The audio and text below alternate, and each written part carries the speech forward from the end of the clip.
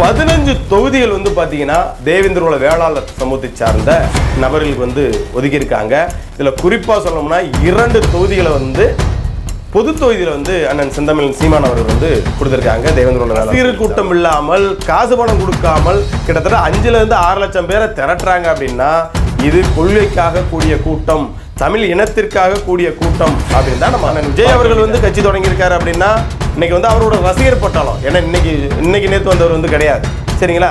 அவர் ஆரம்ப காலகட்டத்தில் எத்தனையோ ஆண்டுகளாக வந்து சினிமா துறையில் அது மக்கள் மனதில் இன்னைக்கு ஈஸியான ஒரு விஷயத்த மக்கள் மத்தியில் புகுத்து சின்னவர் முதல் வயதானவர் வரை ஒரு ரசிகர் பட்டாளத்தை சேர்த்து வச்சு இன்னைக்கு வந்து நாம் தமிழர் கட்சியோட தலைமையவர்களும் சீமான் அவர்களோ அவர் நடிகராக இருந்தாலும் அதில் பெரிய பிரபலம் கிடையாது, கொள்கையிலும் கோட்பாடுகளும் கொண்டு இந்த அரசியல் வந்து நிற்கிறார்.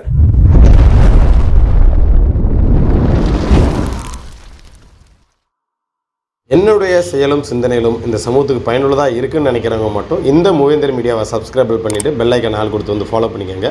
மூவேந்தர் மீடியாவுக்கு உதவணும்னு நினைக்கிற உறவுகள் கீழே கொடுக்கப்பட்டுள்ள வாட்ஸ்அப் நம்பருக்கு தொடர்பு கொள்ளுங்கள். நன்றி.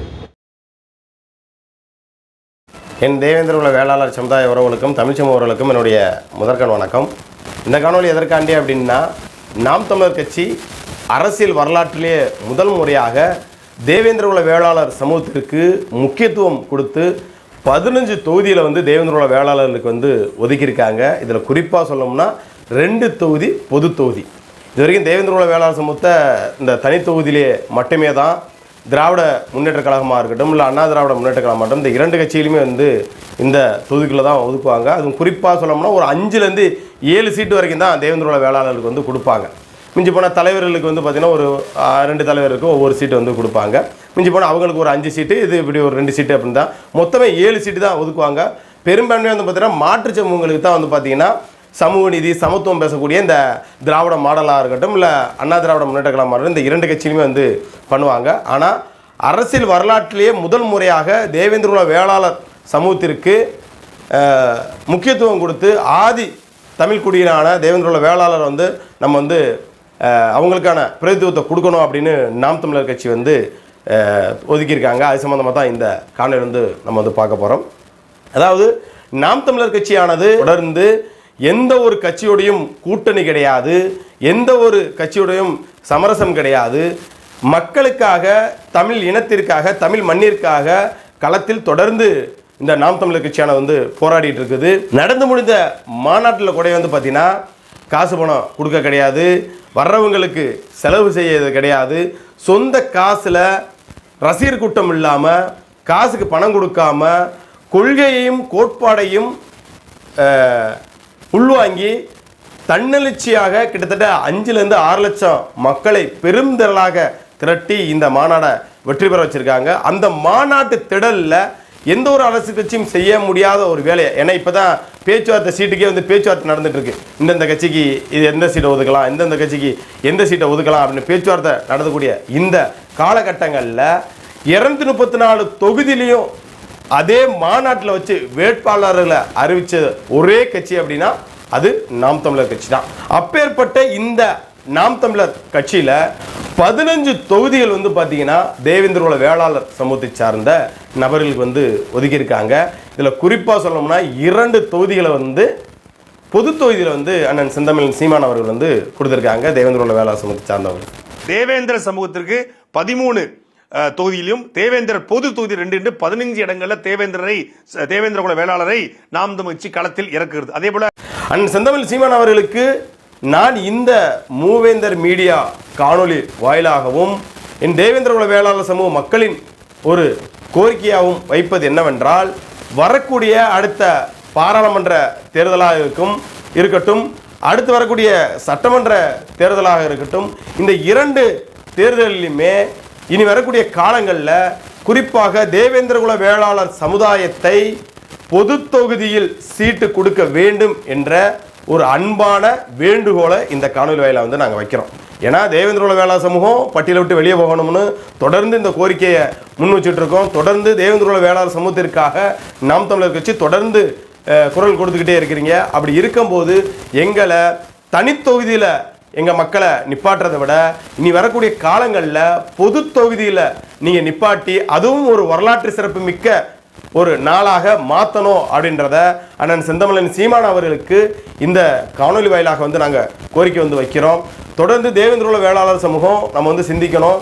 அதாவது இன்னைக்கு திராவிட முன்னேற்ற கழகம், அண்ணா திராவிட முன்னேற்ற கழகம், இந்த 2 கட்சிகளுமே வந்திருக்கும்.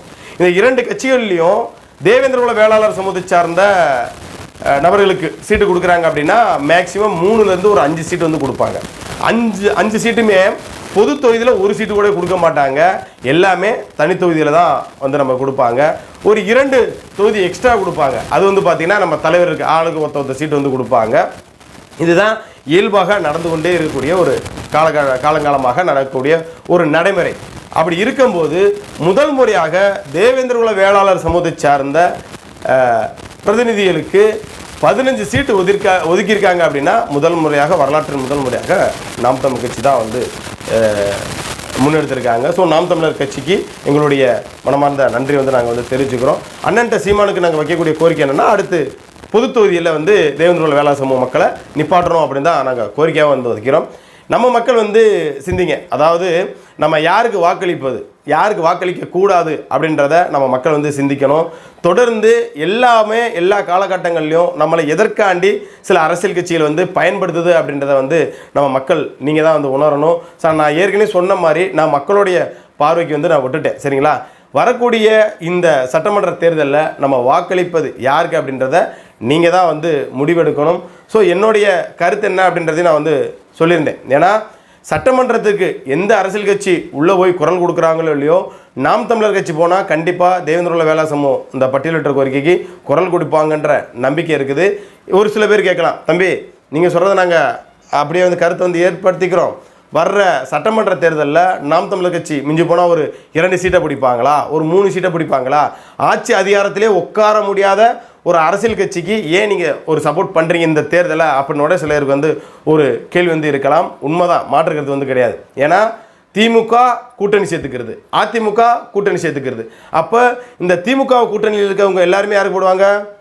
அந்த திமுக கட்சிக்கு தான் போடுவாங்க. இப்போ திமுகவில் வந்து பல்வேறு கட்சிகள் இருக்குன்னா அந்த கட்சியை சார்ந்த தொண்டர்களும், அந்த கட்சியை சார்ந்த நிர்வாகிகளும், அந்த சமூகத்தை சார்ந்த நபர்களும் அந்த திமுக தான் ஓட்டு போடுவாங்க. அதே போல் அதிமுகவில் எந்த அரசியல் கட்சிகளாக ஒதுக்குறாங்களோ, எந்த சமூகத்துக்கெல்லாம் ஒதுக்குறாங்களோ, அதே போல் தான் அவங்களும் வந்து ஓட்டு போடுவாங்க. ஆனால் நாம் தமிழர் கட்சியானது வந்து பார்த்திங்கன்னா, நாங்கள் யாரோடையும் கூட்டு கிடையாது, யாரையும் சேர்த்துக்கிட்டு கிடையாது, தனித்து பெரும்பான்மையாக நாங்கள் வந்து நிற்கிறோம். அதாவது ஓட்டுக்கு நாங்கள் காசு கொடுக்கற கிடையாது. ஆனால் எங்களுடைய செல்வாக்கு என்ன, எங்களுடைய ஓட்டு வங்கி என்ன அப்படின்றத நாங்கள் ஒவ்வொரு தேர்தலையும் வந்து நாங்கள் வந்து அடுத்தடுத்த படிக்கு தான் போகிறோமே தவிர்த்து வந்து ஒரு படி கூட கீழே இறங்கலை. நாங்கள் இன்றைக்கி வந்து ஒரு இடத்துல வந்து 4% இருக்கோம்னா அடுத்து 6% நாங்கள் காட்டுறோம், 8% நாங்கள் காட்டுறோம், அடுத்து நாங்கள் 15% காட்ட முடியும், நாங்கள் 20% காட்ட முடியும், நாங்கள் ஆட்சியை பிடிக்க முடியும்னு அடுத்தடுத்து மேன்மைக்கு போகிறாங்களே தவிர்த்து வந்து கீழே வந்து போகல நாம் தமிழர் கட்சி. ஸோ இன்றைய காலகட்டம் இல்லாட்டாலும் வரும் காலங்களில் எனக்கு தெரிஞ்சு வரக்கூடிய இந்த 2026 தேர்தலில் வந்து மிகப்பெரிய ஒரு அதிர்வை ஏற்படுத்தும் தான் நம்ம வந்து எதிர்பார்க்குறோம். அதுவும் நாம் தமிழர் கட்சி இருந்த வாக்களை விட இன்னும் பல லட்சம் வாக்குகள் வந்து மேலே போகும் தான் நம்ம வந்து எதிர்பார்க்குறோம். ஏன்னா இது ஒவ்வொரு படியாக தான் ஏற முடியும். இப்போ நாம் தமிழர் கட்சி ஒவ்வொரு விஷயமும் நடந்து வருது அப்படின்னா அடுத்து மேலே போவாங்கன்ற அடிப்படை தான் நம்ம வந்து பார்க்குறதா இருக்குது. இன்றைக்கி திடீர்னு தளபதி விஜய் அவர்கள் வந்து கட்சியை தொடங்கி அவங்களோட தொண்டர்கள்லாம் போடுறாங்க, எல்லாமே நம்ம வந்து பார்க்குறோம். ஆனால் அது ரசிகர் ஓட்டாகவே இருக்கிறதே தவிர்த்து யாரையும் கருத்துக்களை உள்வாங்கி இன்றைக்கி இருக்கக்கூடிய காலங்களில் ஒரு விஷயம் இந்த மண்ணுக்கான அரசியலையும் மக்களுக்கான அரசியலையும் பேசுகிறாங்களான்னு பார்த்தா கிடையாது. அப்போ திமுகவுக்கும் என்ன வித்தியாசம் இருக்குது, தமிழக வெற்றி கழகத்துக்கு இது 2க்கும் என்ன வித்தியாசம் இருக்குது, அண்ணா திராவிட முன்னேற்ற கழகத்துக்கும் தமிழக வெற்றி கழகத்துக்கும் என்ன வித்தியாசம் இருக்குது அப்படின்றத பாருங்கள். சரிங்களா? சிலர் வந்து துண்டுச்சீட்டை பார்த்து தான் சில கொள்கைகளை தேர்தல் அறிக்கை வந்து விட முடியும். ஆனால் ஒத்த துண்டுச்சீட்டு இல்லாமல் வந்து ஒவ்வொரு மக்களுக்கான பிரச்சனை பேசுகிறதா இருக்கணும், இந்த மண்ணுக்கான விஷயத்தை பேசுகிறதா இருக்கணும், தொடர்ந்து நாம் தமிழர் கட்சியானது வந்து பேசிகிட்டு இருக்குது. என்னை பொறுத்தளவு ஒரு முறை நாம் தமிழர் கட்சிக்கு வாய்ப்பு கொடுப்பது சரியாக இருக்கும்னு நான் நினைக்கிறேன். ஏன்னா இவங்க வந்து ஒரு சாதிக்கு சாராகவும் இல்லாமல், ஒரு மதத்துக்கு சார்பாகவும் இல்லாமல், அடிப்படை இப்போ நாம் தமிழர் கட்சியோட பாருங்கள் இந்த தேர்தலில், அதாவது அரசியலில் புறக்கணிக்கப்பட்ட சமூகங்களுக்கு கூட வந்து பார்த்தீங்கன்னா 1 சீட்டு 2 சீட்டு வந்து கொடுத்துருக்காங்க. நீனும் அரசியலுக்கு மேலே வரணும் அப்படின்னு. இன்றைக்கி வந்து பார்த்தீங்கன்னா இன்னொரு ஒரு விஷயம், அதாவது நிறைய பேர் அந்த கட்சியை வந்து விமர்சனம் செய்கிறாங்க. இந்த மாதிரி தெலுங்கர்களுக்கு வந்து தெலுங்கரில் வந்து பேசுகிறாங்க, தமிழரெலாம் ஒன்றியம் சொல்கிறாங்க, இந்த தெலுங்கர்களுக்கு வந்து சீட்டு கொடுத்துருக்காங்க அப்படின்றத நிறைய பேர் வந்து பேசுகிறாங்க. அதாவது இந்த தமிழ் மண்ணில் யார் வேணாலும் வாழலாம், வாழ்வதற்கு எல்லாருக்கும் உரிமை உண்டு. என்ன சுதந்திரம் உண்டு, ஆனால் ஆள்வது தமிழராக இருக்கணும் அப்படின்றதான் நாம் தமிழர் கட்சியோடைய கொள்கை. சரிங்களா? அதனால் எல்லாருக்கும் சம உரிமை வந்து கொடுக்கணும், ஆனால் முக்கியத்துவம் தமிழர்களுக்கு கொடுக்கணும் அப்படின்னு தான். ஏன்னா இன்றைக்கி கர்நாடகாவில் போய் ஒரு தமிழை வந்து ஆண்டிட முடியுமா? சொல்லுங்கள். கேரளாவில் போய் ஒரு தமிழை வந்து ஆண்டிட முடியுமா?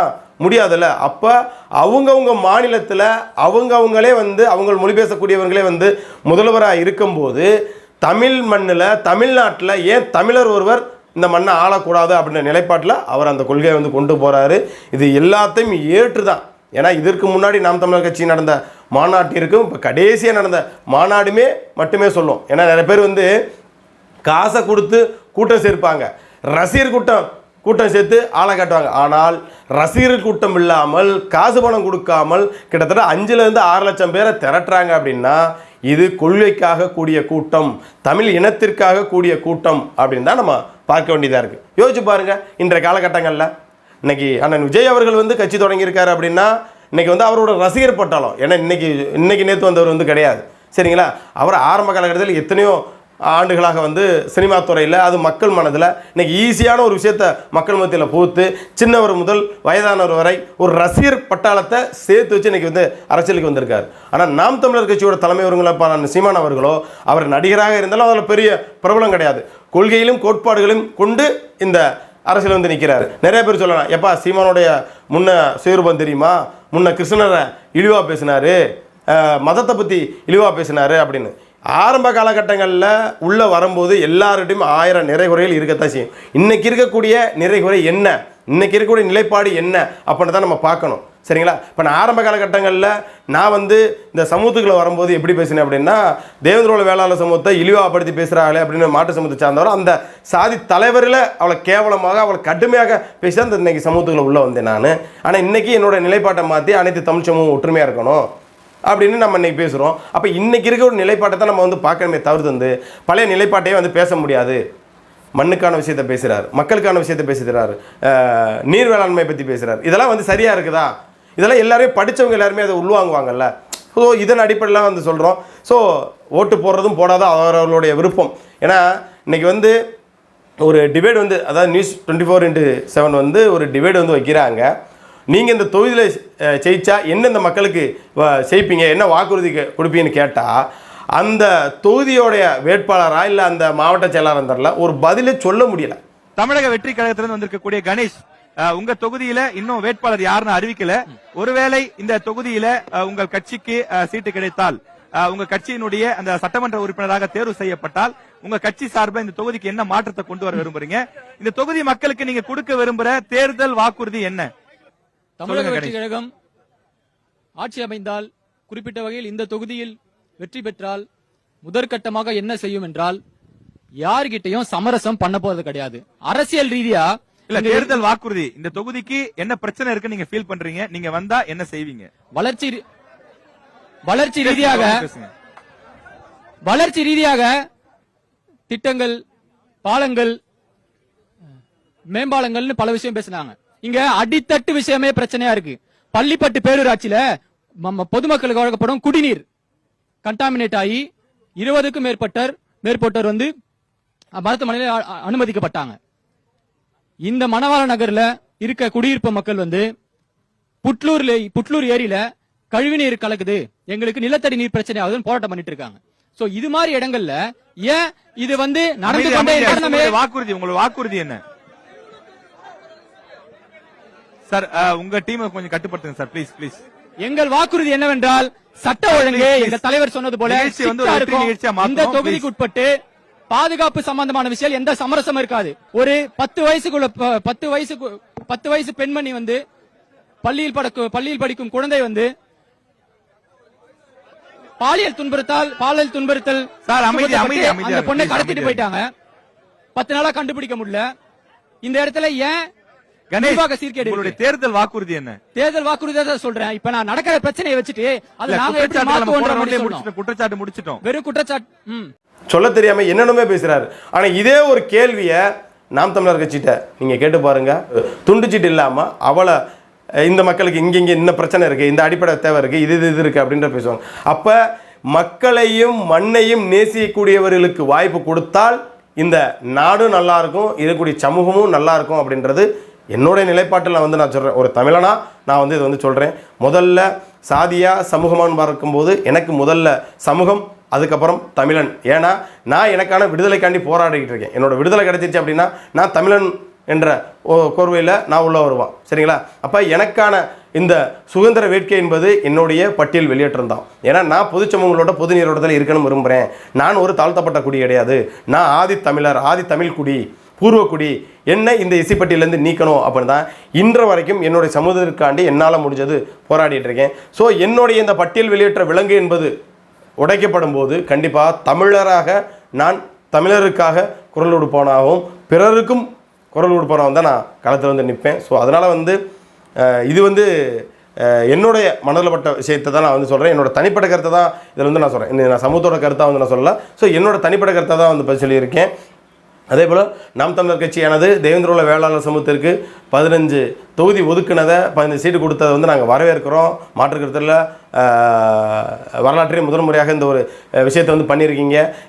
நாங்கள் மீண்டும் ஒரு முறை உங்களுக்கு நன்றி தெரிவிச்சுக்கிட்டு வரக்கூடிய அடுத்த தேர்தலில் அது பாராளுமன்ற தேர்தலாக இருக்கட்டும், சட்டமன்ற தேர்தலாக இருக்கும், அதில் தேவேந்திர குல வேளாளர் சமூகத்திற்கு அண்ணன் செந்தமிழன் சீமான் அவர்கள் பொது தொகுதியில் சீட்டு கொடுத்து அவர்களை வேட்பாளராக அறிவிக்க வேண்டும் என்ற ஒரு அன்பான வேண்டுகோளை வைத்துக்கொண்டு மீண்டும் ஒரு காலையில் சந்திக்கிறேன். நன்றி.